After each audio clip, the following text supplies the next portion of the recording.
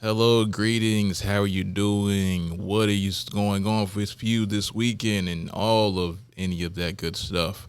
My name is Andre, and I am one of the hosts of Peace Talks, and I am along with my other host, John Sullivan. How you doing today, Andre? I'm doing great, John. I just finished some projects that I am actually pretty proud of. They Oh, took yeah? a long time. I was here till 3 in the morning a few nights in a row. So, Dang, man. you know, You grinding. edited video, man. Yeah, that's something I know nothing about except for trimming. I just trim my videos. That's it. I don't know how to splice things together, none of that stuff. I just be trimming. That's all. Listen, man, if you want to get into that, it's gonna be some long nights. That's all I'm gonna tell you. Mhm. If you're trying to be good anyway. Yeah, I bet you. I bet you are correct. Well, so I guess I'll start us out with this day in history. Um, November 15th, 1942, the final naval battle off of Guadalcanal occurred, sometimes referred to as the Battle of the Solomons, the Battle of Friday the 13th, or November the 15th, because it started on the 13th, or the Naval Battle of Guadalcanal. But this was a huge turning point in the war because, as everyone knows, almost a year previously, in 1941, the Japanese defeated the United States Pacific Fleet at anchor in Pearl Harbor. So to come back a little under a year later with this kind of might and power to put to sea a fleet of this size and defeat them in a 4-day long battle is a huge deal. You know, they did not realize what they were getting into fighting a war against the industrial might of the United States. Also in 1920, the first League of Nations was founded. That one is the precursor to the UN of today. So there we have it. Woo, woo. Yep. You've been enlightened on some history. Yeah, I get the double button for that one. Thank you. I appreciate it. It was 2. I hit him with that double barrel, you know. We don't promote violence, but just for comedic effect, sometimes you gotta do what you gotta do. I understand. I'm at firecrackers, Andre. The double barrel firecracker launcher I have at home. I don't shoot firecrackers, so I don't have them, so I don't know what you're talking about. Fair enough. All right. Do you want to go first or yeah, I think we'll go with your thing first. Andre's bringing something to the table today. A man he's tried to avoid discussing pretty much all semester. So pretty much I have came up on some Trump news like we all have came up on. And apparently he was intimidating one of the people that were trying to testify against him in court today. And they actually caught it. And the people were not happy about it. No, I'm sure sure they weren't. Was it like did you ever watch The Office? Yeah. Yeah, was it like Michael, like, I will kill you to Dwight, like behind his hands? I don't I don't know the story at all, so this is breaking news to me, and you're the one breaking it, so. Yeah, so I don't think they actually showed him being in the courtroom doing it, but they may have. I just haven't seen it yet, so this is kind of just on the fly. Oh, I seen this on the social media, so I was like, all right, let's see. Dude, what if he's about. in court, like, physically, like, looking across the table at the dude, like, hey, shut your mouth. It's just gonna be like, dude, how can you do this? How can you continuously do this kind of thing? So if he was in there like he was staring down Hillary Clinton in debates in 2016, Yeah. then man, That's a video I need. I need a this is maybe controversial, but I need a GIF of that. That's right. It's a soft. it's there. Oh yeah. It's probably there. Oh, yeah. Because I think I remember seeing it when it happened. Just the people, because people were just so angry about it. They would just look at it walking down, just he he about 6'3", and just looking down. But he's just a large fella. Pacing. He's a large fella. But that's probably why he kind of like won though. He had, even though people didn't like him, he had stage presence. Oh yeah, no, that is why he won. He has a presence, and I mean, it's not like the coastal elites versus the middle America thing anymore. It's not. It's people are voting for the charismatic people that they feel like might actually do something to help them, but they're all the same person. Celebrity. Yeah. They're voting for the celebrity because the celebrity is more entertaining, and the celebrity seems at least a little bit more authentic than the people that are actually in politics. Yeah. Because people have been getting lied to their whole lives about what the people in the country are actually trying to do for the little people in the country. When they really just trying to do what they've always done is make money. Yeah. It's a cream. We talk about it often.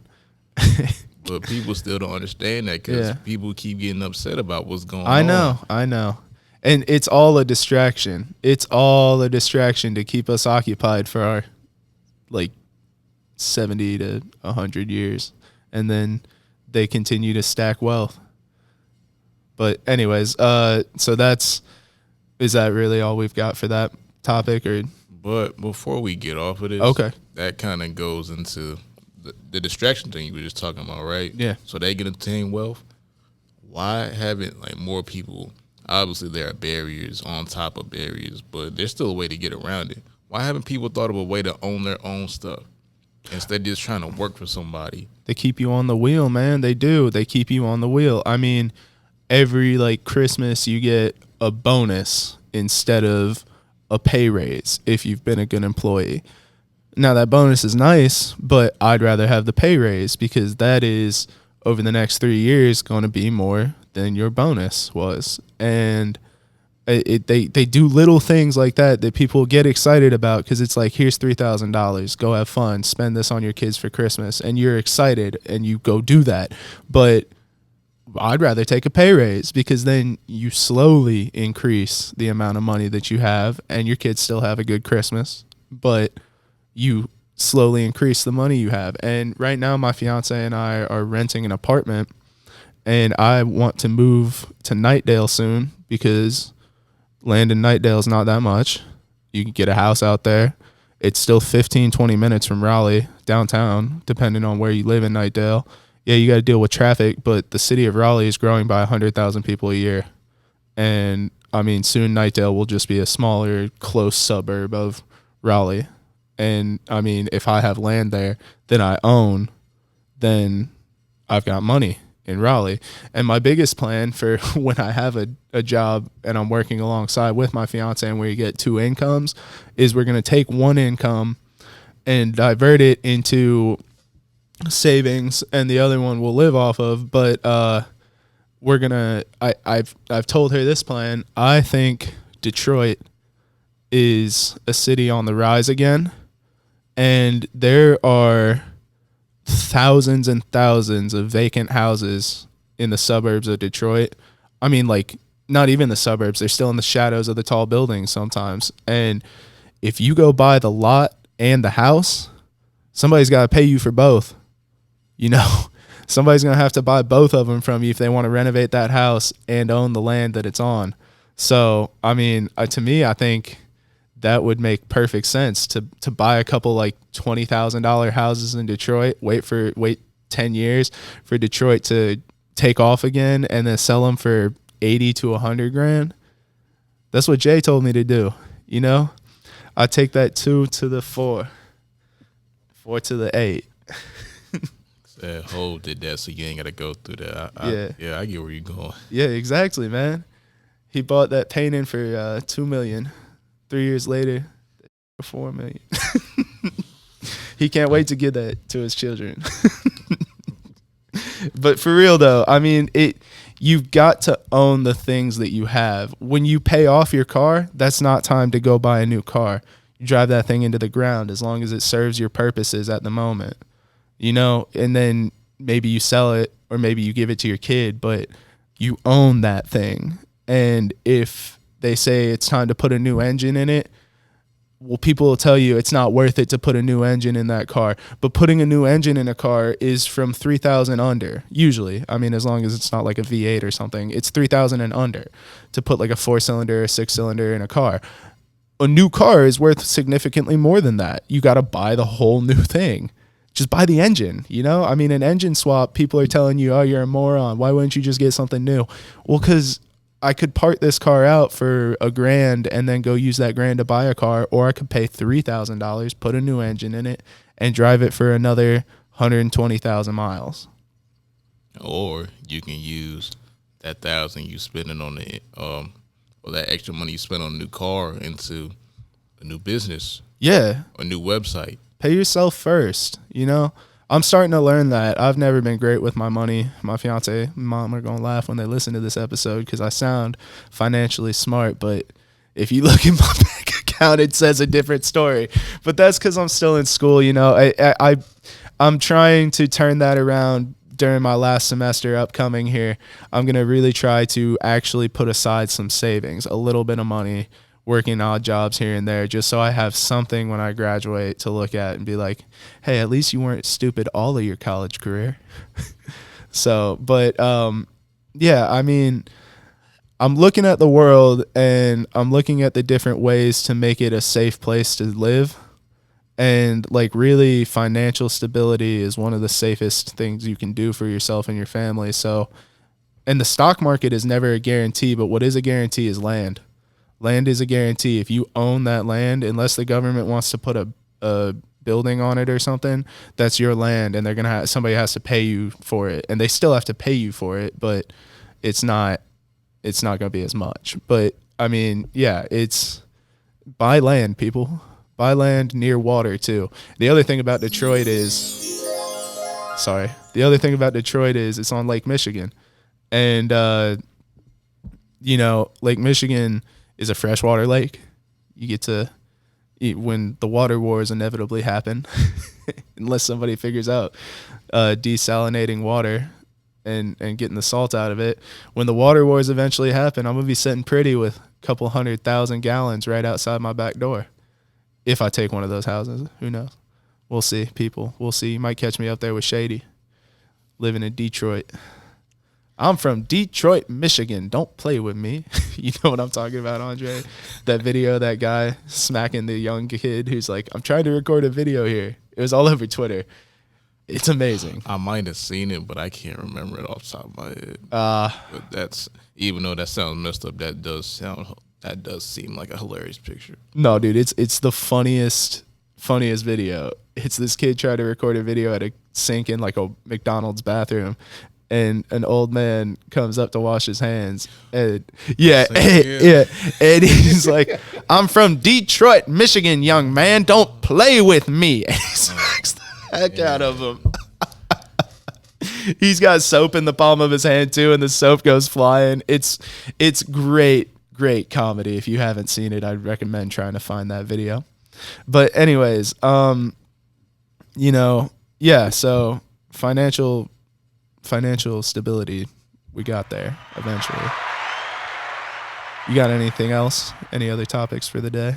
And just before we leave off this, to all the people that are trying to learn how to get financial stability, just start searching for information. Start asking people who you may think know about financial stability. Look it up online, but don't take it from the first person you hear. Just keep looking and going to different types of resources and outlets, and look into starting a retirement fund. It sounds weird, but trust me, if you start paying for it now at 20 or 18, think about where you're going to be when you're 40 and you're planning on retiring. You can retire early. Exactly. Also, Social Security is going to run out for us. There's too many people, but Oh, yeah. We know we're not getting Social Security. Yeah, my dad's like, you're going to get Social Security. I'm like, no, I'm not, Dad. But anyways, yeah. Let's see. I guess our final topic of the day, I wanted to talk a little bit about loss. It's going to get serious for a minute, which I'm not known for. But loss is a very real thing. It's something we all have to deal with. A year and a half ago, 2 years ago, I lost my uncle, Joe, to to throat cancer, and complications with breathing because of heavy smoking. So it's I've seen it, and I mean, we went from thinking he had 7 months to thinking he had a month to he was gone in a day. Literally, I saw him on Tuesday. He was gone on Wednesday. And you never know when you're going to lose the people in your life. And if it's kind of like a situation where you can see the writing on the wall, you want to do everything you can to spend the time that you can with them. Like, I would go and watch college football with Joe every Saturday because it just meant a lot to him and to me because, you know, every year we would get the preseason rankings and call each other and talk about them. And then when he finally moved here, a year before he passed, he went and got the preseason rankings for each of us, and we sat and talked about them. And it never gets easier losing somebody because we stay and they go. But at the end of the day, I know he's not in pain. That's what really matters.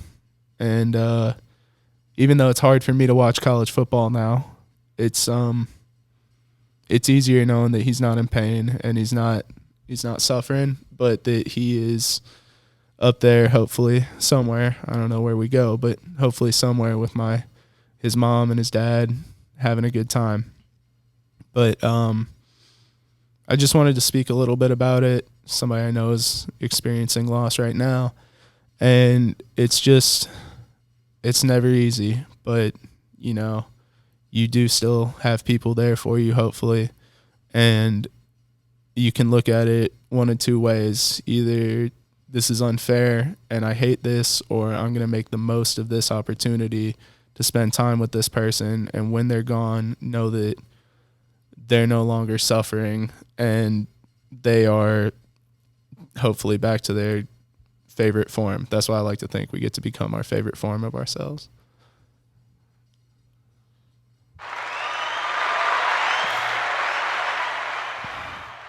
Reason I did that, it's not to be funny, it's not a joke, because in death we have to look at the celebration of life. Mm-hmm. We don't always have to look at the sad point of people dying or having to go to funerals.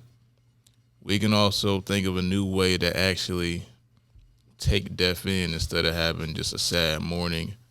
Have a celebration. Mm-hmm. It doesn't have to be big. It can be small, intimate with a few people, or everybody who actually knew the person or who were really involved in their life actually just embrace what they did for each and one another and just have a moment. Yeah. It's always going to be sad and emotional, but just know that this person, whoever it is, did something good or a lot of things good, because unfortunately everybody doesn't have that same walk of life, but this person has done something to help somebody, and appreciate them for what they did. Even in passing, my uncle still takes care of me. You know, he left me his massive 4K TV, which was a big bonus. You know, he was like, here, because he knew that I was the one out of everyone in the family who would give it the proper use on sports channels. My dad doesn't have time to watch sports, and no one else in the family is as into sports as he and I were. So he knew it would get the proper usage. I have little things of his that I look at every day. I have a candle that I light on college football Saturdays, and when that burns out, I'm going to hopefully find a replacement for it. But yeah, I miss my uncle, but I know he's doing better, and that's all that matters.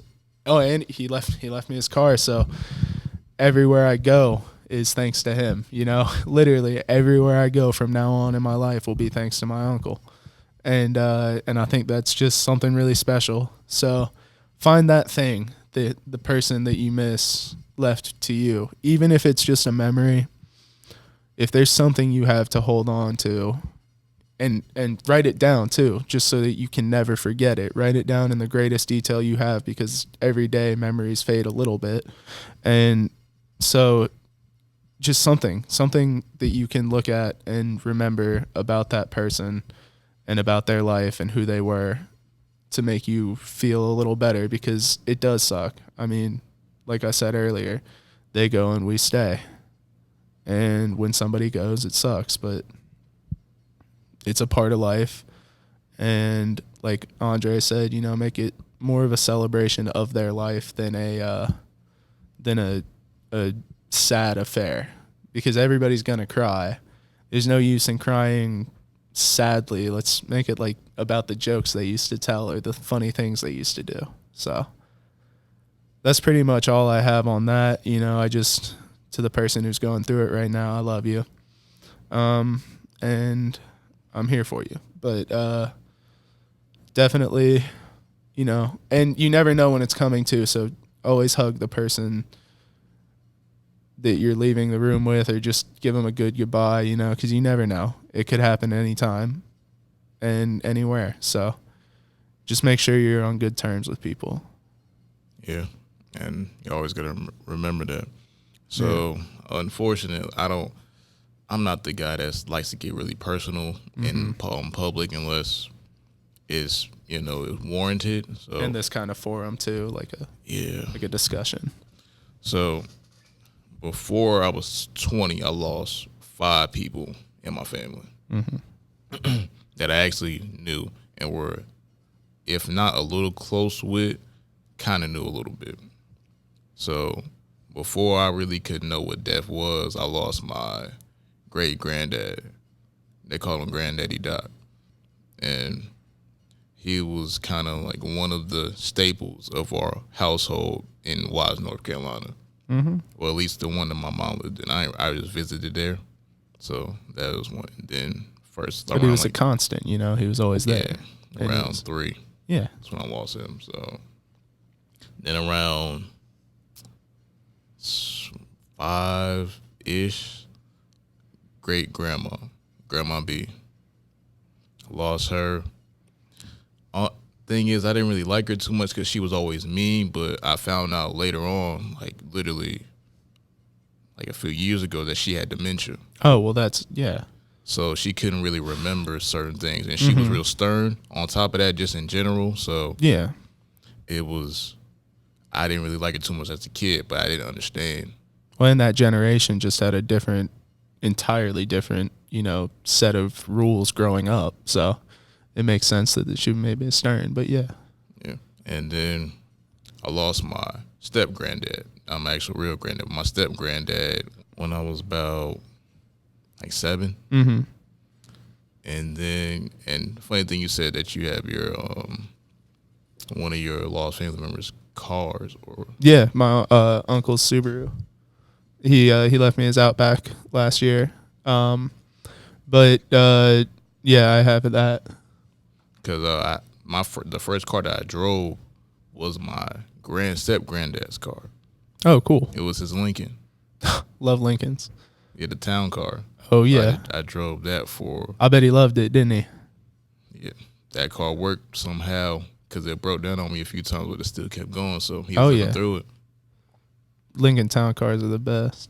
Yeah, those are like the most indestructible cars ever. It's like a Crown Vic, but way nicer on the inside. Yeah. Yep. And then when I was 13, Christmas Eve, I lost my uncle. Oh, yeah, man. Literally, he got married a year before he passed. And on Christmas Eve, we lost him. Was it expected? We knew he was sick. Okay. But the death wasn't. It just came all of a sudden. Well, death is never expected unless you're, 90 in a nursing home. But yeah. I haven't felt the same about Christmas since. Yeah. To be honest with you. No, it takes something from you. It does. I mean, I can't watch college football this season. Like I said, I put it on because I know that's what he would have wanted, but I glance at the screen. I can't really watch. Yeah. And that was the last time I cried. Honestly, that was the last time I cried. I was 13 years old. Yeah. And my aunt, Lucille, she passed when I was about 17, 18. And I just remember going up to her casket and kissing her forehead. Kiss my fingers and I rubbed it on her forehead. It was just so hollow. Yeah. I just felt empty. I just sat there. I was just feeling empty. Because she was the one that was there from like when I was a kid, when they were there the longest. So even though I didn't see her much, I had kind of like a knowing attachment of knowing who she was, a little bit at least. Yeah. And actually having kind of a relationship.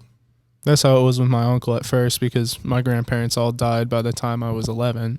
One of them was gone before I was born. About 6 months before I was born, my mom lost her dad, and then yeah, I think her husband, my grandmother, passed when I was 7, like 6 or 7, yeah, and then from there it was, I think, like 9 and then 11, and yeah, it was tough to learn that young that people are not constantly going to be there for you, but at the same time, it taught me that life is precious. So I think it did shape me somewhat into a softer person, because I don't want to be, I just don't, I don't want to be on anybody's bad list, I guess, because you never know when it's gonna happen. But I think it did the opposite for me. It made me a little more, not a little more, it made me probably a lot more insensitive yeah, to certain things in life. To my benefit, though, but at certain times, I know I can't have emotional connections with yeah, people because of how I know life is and how life gets. yeah, It can end exactly. tomorrow. That's my mindset on everything. So trusting people and thinking that they're going to be there forever is never in my brain, which is cool, good to have because it's an important lesson, but it may impact some relationships you could have Oh, definitely will. with Yeah. your people in your family, the opposite gender, if you're trying to actually have something that you can build A on. family, yeah. Kids, that kind of thing. Yeah. So even though that happened to me so young, that had a big effect on how I deal with things emotionally in life. Because I don't talk about anything to anybody unless it's really bothering me that much, or even if I do, it's only like one or a few people, and it's not my family. Yeah.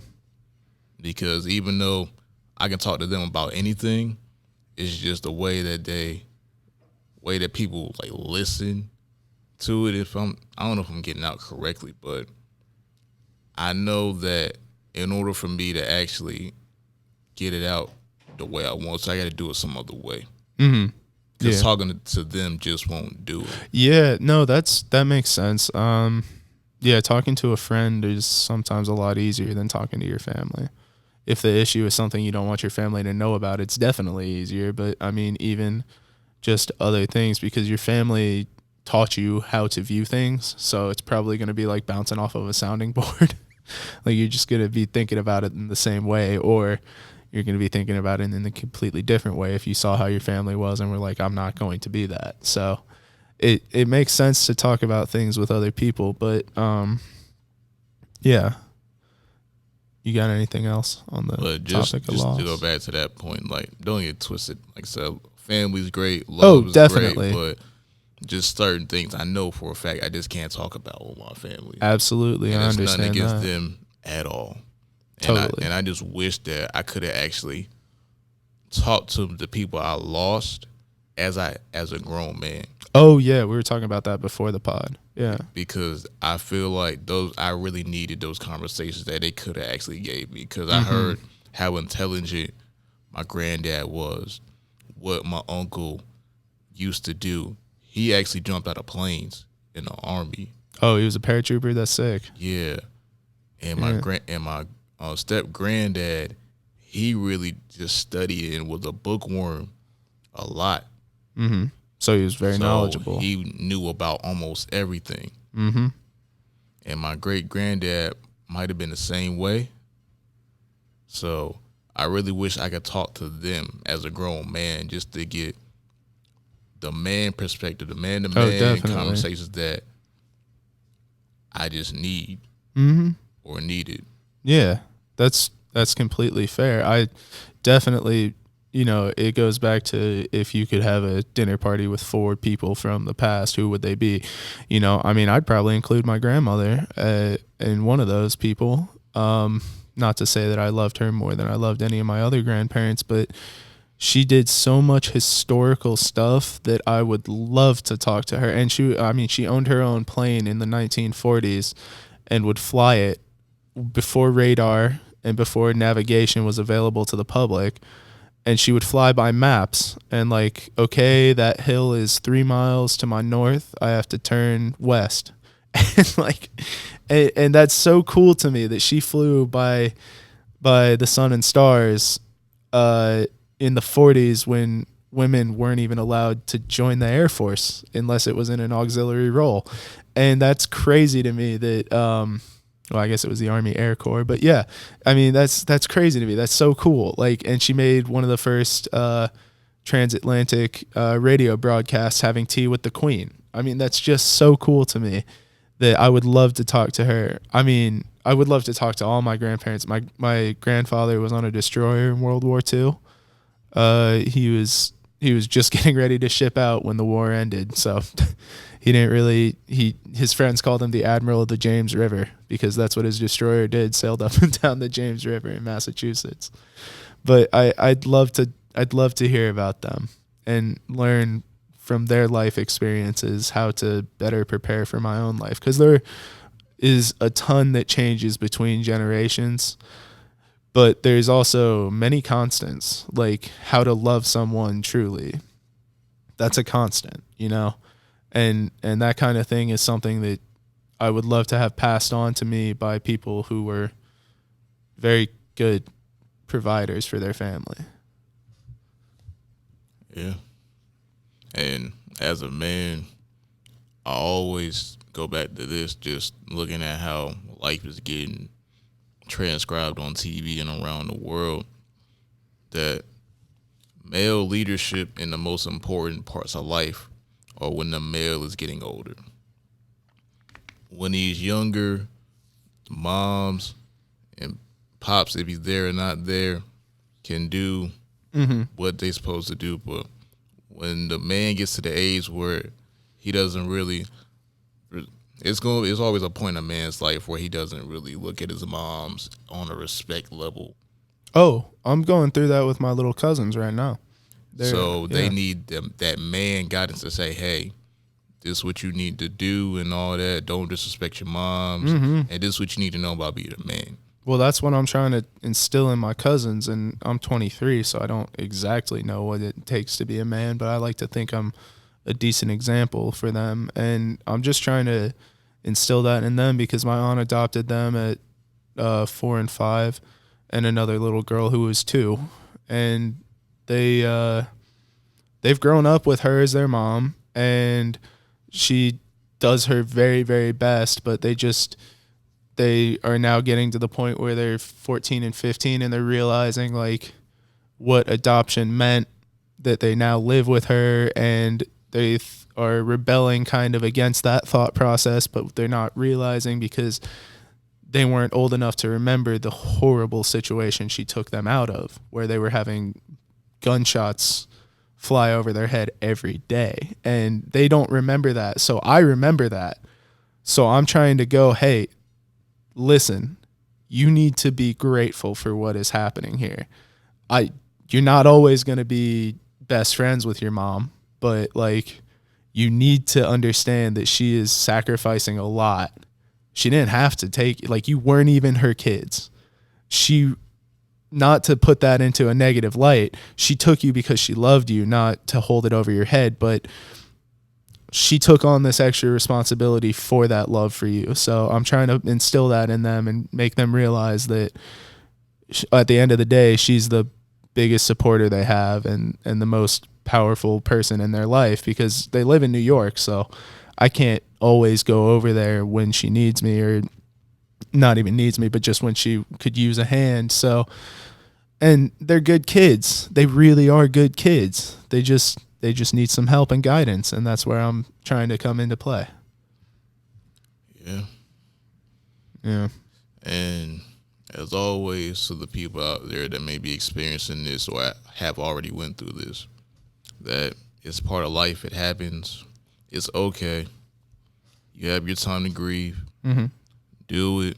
Get the help you need, whether it's from your friends, from your parents, therapy, whatever you need to do to get the help you need from the situation that brought you to this point.